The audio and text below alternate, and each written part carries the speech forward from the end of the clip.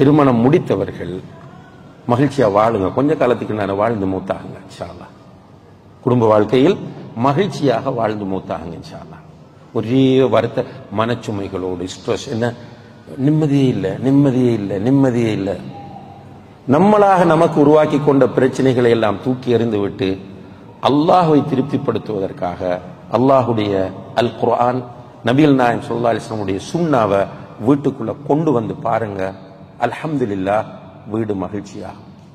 அப்படி இல்லாம இந்த இக்கரைக்கு அக்கறை பற்றி சைத்தான் தார ஒரு இது கான்செப்ட். அது நம்மட மனைவி அழகாக இருப்பாள், எல்லாம் இருக்கும். ஆனா வேற ஒருத்தி தான் நமக்கு அவளை விட சிறந்தவளாக தெரிவாள் என்றால் அது சைத்தான் நமக்கு தரக்கூடிய ஒரு ஊசலாட்டம். எல்லாம் உண்டுதான். ஸல்லல்லாஹு அலைஹி வஸல்லம் தெளிவா சொன்னார்கள். இப்ப நீங்கள் வீதியிலே செல்லும் போது ஒரு பெண்ணை பார்க்கிறீர்கள், உங்களுடைய உணர்வுகள் தூண்டப்படுகின்றன. தூண்டப்பட்ட உங்களோட வைஃப் கிட்ட நீங்க போங்க. நீங்க பார்த்த பெண்ணுகிட்ட என்ன இருக்கோ அதுதான் உங்களோட வைஃப் கிட்ட இருக்கும்னு சொன்னார்கள். இது ஒரு பெரிய தத்துவம். இது ஆனால் நம்ம தூரத்திலிருந்து பார்க்கும்போது கவர்ச்சியாக இருக்கும். இப்ப சும்மா சாதாரணமா நம்முடைய கண்கள் நிறைய பொய் சொல்லும். ரோட்ல போகும்போது ஒரு கடையை பார்ப்போம், மாஷா அல்லாஹ் நல்ல ட்ரெஸ் இருக்கிற மாதிரி இருக்கும். வாகனத்தை நிப்பாட்டி போட்டு கடைக்குள்ள போய் பார்ப்போம், நமக்கு பிடிச்ச ட்ரெஸ் இருக்காது. கண் அது ஒரு ஜாதி சோதனையான ஒரு உறுப்பு. எனவே அன்புள்ள சகோதர சகோதரர்களே, இதை கவனத்தில் எடுங்கள். இரண்டாவது, நீங்கள் மகிழ்ச்சியாக வாழ வேண்டுமா குடும்ப வாழ்க்கையில்?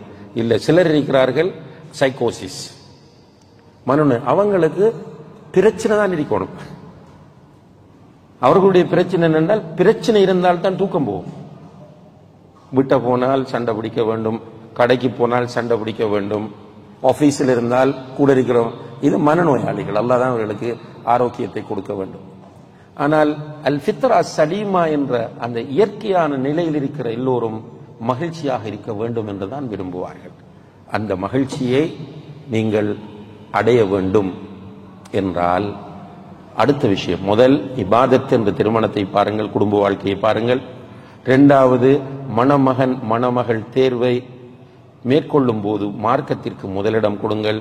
மூன்றாவது, ஏற்கனவே திருமணம் முடித்தவர்கள் வீட்டுக்குள் மார்க்கத்தை கொண்டு வாருங்கள், மகிழ்ச்சியாக வாழலாம். நான்காவதாக, இஸ்லாம் சொல்லக்கூடிய உரிமைகள் கடமைகள் என்ற ஒரு பகுதி இருக்கிறது. ஹுகூகு ஸௌஜ் அல ஸௌஜா, ஹுகூகு ஸௌஜதி அல ஸௌஜ், அல் ஹுகூகுல் முஷ்தரக பைன ஸௌஜைன் என்று இமாம்கள் உலமாக்கள் அழகாக பிரித்து சொல்கிறார்கள். ஒரு கணவன் மனைவிக்கு என்னென்ன கடமைப்பட்டிருக்கிறான், என்னென்ன கடமைகள் அவன் செய்ய வேண்டும். ரைட்? ஒரு மனைவிக்கு கணவனிடத்தில் என்னென்ன உரிமைகள் இருக்கின்றன. அதே போல மாறி, அதே போல ரெண்டு பேரும் சேர்ந்து செய்ய வேண்டிய கடமைகள் என்ன என்ற விஷயங்களை குர்ஆனும் ஹதீஸும் மிக விலாவாரியாக சொல்லித்தரு. இதுல நம்ம என்ன செய்யறோம் என்றால், இந்த கடமைகள் உரிமைகள் விஷயத்தில் என்ன நடக்குது என்றால், நிறைய பேர் வருவாங்க, நான் எந்த குறையும் வைக்கல வைஃபுக்குன்னு சொல்லுவாங்க. கேளுங்க, நான் நகை வாங்கி கொடுக்கலையான்னு கேளுங்க, நான் நல்ல வீடு கொடுக்கலையான்னு கேளுங்க, நான் பிரயாணம் கூட்டிட்டு போகலையான்னு கேளுங்க, நான் நல்ல சாப்பாடு கொடுக்கலையான்னு கேளுங்க. எல்லாம் கொடுத்திருக்கேன். அப்ப என்ன பிரச்சனை? போய் சொல்லுகிறாள். அதாவது ஹுகூக் என்பதை, இந்த உரிமைகள் கடமைகள் என்பதை அவர்கள் எப்படி பார்க்கிறார்கள் என்றால், பிசிக்கலாக உள்ளதைத்தான் பார்க்கிறார்கள். ரசூல் ஸல்லல்லாஹு அலைஹி வஸல்லம் அவர்கள் அதை தாண்டி, இன்ஷா அல்லாஹ் இந்த பல விஷயங்கள் அதில் இருக்கிறது, அதை ஷேக் இஸ்மாயில் சலஃபி அவர்கள் உங்களுக்கு தெளிவுபடுத்துவார்கள். அதை தாண்டி மிக முக்கியமாக சிம்பிளாக நான் சொல்ல வருவது என்னவென்றால், இந்த நல்ல நகை வாங்கி கொடுக்கிறது, உடுப்பு வாங்கி கொடுக்கிறது, ரெஸ்டாரண்ட் கூட்டி போறது, உம்ரா கூட்டி போறது சொல்றதை விட மனைவியுடைய சில எதிர்பார்ப்புகள் இருக்கின்றன, உளவியல் ரீதியான ஆசைகள். ஒரு பெண், அவளுக்கு என்று சில ஸ்டைல்ஸ் இருக்கு, அவளை அப்படித்தான் அல்லாஹ் டிசைன் பண்ணியிருக்கிறார். இப்போ உதாரணமாக ரசூல் ஸல்லல்லாஹு அலைஹி வஸல்லம் அவர்கள் என்ன செய்வாங்கன்னால், ஆயிஷா ரலியல்லாஹு அன்ஹா அவர்கள் ஒரு பாத்திரத்தில் இருந்து தண்ணீர் குடித்தால், ரசூலுல்லாஹி அலைஹி வஸல்லம் அவர்கள் அந்த பாத்திரத்தில் தண்ணீர் குடிச்சிட்டு மிச்சம் வைக்கும் போது ரசூல் ஸல்லல்லாஹு அலைஹி வஸல்லம் அவர்கள் அந்த பாத்திரத்தை தூக்கி ஆயிஷா வாய் வைத்து குடித்த இடத்தில் வாய் வைத்து குடிப்பார்கள். ஆயிஷா வாய் வைத்து குடித்த இடத்தில் ரசூல் ஸல்லல்லாஹு அலைஹி வஸல்லம் அவர்கள் வாய் வைத்து குடிப்பார்கள். ஆட்டு சந்தாக போட்டவர்கள் சமைப்பார்கள். சமைக்கும் போது ஆயிஷா எந்த இடத்தில் வாய் வைத்து கடித்தாரோ அந்த இடத்தில் ரசூல் ஸல்லல்லாஹு அலைஹி வஸல்லம் அவர்கள் வாய் வைத்து கடிப்பார்கள். இதுல பெரிய ஒரு சைக்காலஜி இருக்கிறது. பெண்களுக்கு இது பிடிக்கும். ரசூலுல்லாஹி அலைஹி வஸல்லம் அவர்கள் சொல்கிறார்கள், ஒரு நாள், ஆயிஷா, நீ என்னோடு எப்போது அன்பாக இருக்கிறாய், என்னுடன் எப்போது கோபமாக இருக்கிறாய் என்பது எனக்கு தெரியும் என்றார்கள். எப்படி சொல்றீங்க யா ரசூலல்லாஹ்? நீ என்னோடு அன்பாக இருந்தால் சத்தியம் பண்ண வேண்டி வந்தால் வரப்பி முஹம்மதுடைய ரப்பின் மீது சத்தியமாக என்றுதான் சத்தியம் பண்ணுவாய். சில நேரங்களில் வரப்பி இப்ராஹிம் என்று சத்தியம் பண்ணுவாய். அப்ப மீனிங் ஏதோ ஒரு கடுப்போட இருக்கிறாய் என்பது என்று ரசூலுல்லாஹி அலைஹி வஸல்லம் அவங்க ஆயிஷா கிட்ட சொல்றாங்க. ஆயிஷாக்கும் ரசூலுல்லாஹ்க்கும் ஏஜ் கேப் என்ன? இப்ப இதெல்லாம் பேசுவாங்க, சும்மா ஏஜ் கேப், அது இதெல்லாம் சும்மா ஒரு பேசிக் இல்லாத தத்துவங்கள். ஆயிஷாக்கும் ரசூலுல்லாஹ்க்கும் ஏஜ் கேப் என்ன? கிட்டத்தட்ட 56 வயசுல தான் கல்யாணம் முடிக்கிறாங்க. மதீனாக்கு வந்தது 53 54 வயசுல கல்யாணம் முடிக்கிறாங்க மதீனாக்கு வந்து. அந்த நேரத்தில் ஆயிஷா ரலியல்லாஹு அவங்களுக்கு 10 வயசு. 40க்கு மேற்பட்ட வயது வித்தியாசம் 2 பேருக்கும் இருந்தது. ஆனால் அது என்னுடைய வைஃப், ஆயிஷா என்னுடைய வைஃப், என்னுடைய மனைவி என்கிற அந்த ஒரு மஸ்ஊலியா, ரெஸ்பான்சிபிலிட்டி, அந்த ஒரு பொறுப்புணர்வோடு அல்லாஹ்வுடைய தூதர் ஆயிஷாவோடு நடந்து கொண்டார்கள். இங்க சொல்ல வந்த மெசேஜ் என்ன தெரியுமா? பெண்ணுக்கு அவள் மீது கணவன் அக்கறை காட்டுவது பிடிக்கும். அதை வெளிப்படுத்த வேண்டும். மனைவிக்கு கணவன் தன் மீது அக்கறை காட்ட வேண்டும் என்பது பிடிக்கும். அப்ப அது பிடிக்கும் என்று சொன்னால் அவன் அதை காட்ட வேண்டும். நம்ம நிறைய பேர் சொன்னாங்க, முகத்தை கூட பார்க்கறதில்ல ஹஸ்பண்ட், முகத்தை பார்த்து பேச மாட்டார், எந்த ஒரு விஷயத்துக்கும் அப்ரிஷியேட் பண்ண மாட்டார். இப்ப எப்படி மகிழ்ச்சி வரும் குடும்பத்தில்? இதே மாதிரி தான் பெண்களும் ஆண்களுடைய உணர்வுகளை புரிந்து செயற்பட வேண்டும். ரசூலுல்லாஹி அலைஹி வஸல்லம் அவர்கள் சொல்லுகிறார்கள், சாலிஹான பெண் யார் தெரியுமா?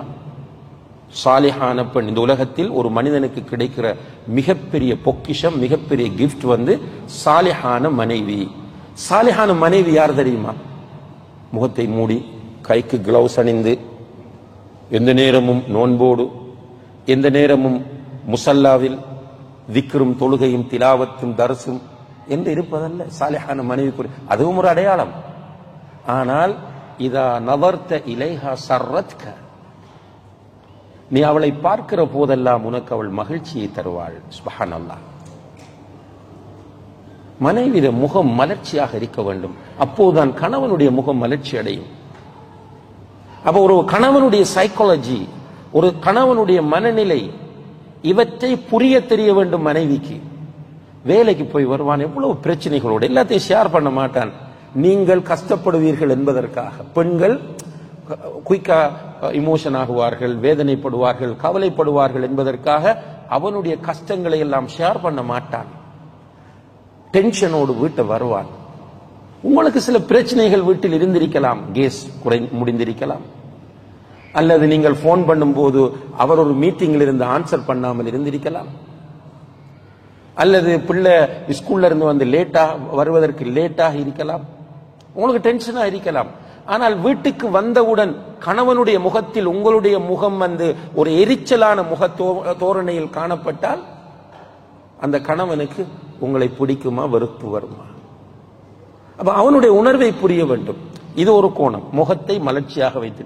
இன்னும் ஒரு கோணம் என்னவென்றால், அவளை பார்க்கும் போது மகிழ்ச்சி வரும். கணவனுக்கு முன்னுக்கு எப்பவும் அவள் ஒரு புது மணப்பெண்ணை போல இருக்க வேண்டும். இப்ப வீட்டுக்கெல்லாம் போய் பாருங்க, பெரும்பாலான வைஃப்ஸ் வீட்டுக்கு என்று சில ட்ரெஸ் வச்சிருப்பாங்க, ஒரு 3-4 ட்ரெஸ். அதோட தான் கணவன் அவளை பார்க்கணும். ஆனா வெளியில் உள்ள எல்லாரும் மாஷா அல்லாஹ் அவளை நல்லா என்ஜாய் பண்ணுவாங்க. அவளுக்கு பெண்களை பற்றி சொல்லக்கூடிய தகவல் உங்களுக்கு தெரியும். பொதுவா ஜோக்கா அதெல்லாம் சொல்லுவார்கள். போய் கொஞ்ச நேரம் கபட்டுக்கு முன்னுக்கு நிற்பாங்க. என்னன்னா எந்த ட்ரெஸ்ஸை சூஸ் பண்றது, வெளியே போகும்போது எந்த ட்ரெஸ்ஸை சூஸ் பண்றதுன்றதுல டைம் போகும். எடுத்து மாஷா அல்லா தபாரக்கல்லா நல்ல அழகான ட்ரெஸ்ஸை போட்டு போற ஒன்று மற்ற பெண்கள் பார்த்து என்ஜாய் பண்ணுவாங்க. அல்லது மார்க்கம் குறைவாக உள்ளவர்களாக இருந்தால் ரோட்ல போற ஆம்பளையில் பார்த்து என்ஜாய் பண்ணுவாங்க. ஆனா ஹஸ்பண்டுக்கு முன்னுக்கு எப்படி நிற்பாங்க?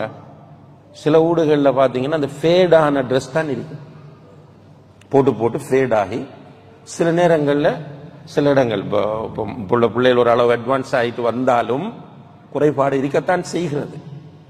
என்னது பேட் ஸ்மெல் வாரது, கிச்சன்ல உள்ள ஸ்மெல் மனைவி தெரியும். என்னோட கணவன் இதெல்லாம் விரும்ப மாட்டான். இதனாலதான் அவன் என்ன செய்யறான்டா வெளியில அடுத்த பெண்களை பார்க்க முயற்சி, இரண்டாவது கல்யாண கதை கதைக்கிறான். அப்ப ஒரு மனைவி கணவனுடைய உளவியலை புரிந்து அதற்கேற்ப தன்னை மாற்ற வேண்டும் என்பது இந்த ஹுக்கூக்குகள் விஷயத்தில் மிக முக்கியமான ஒன்றாகும்.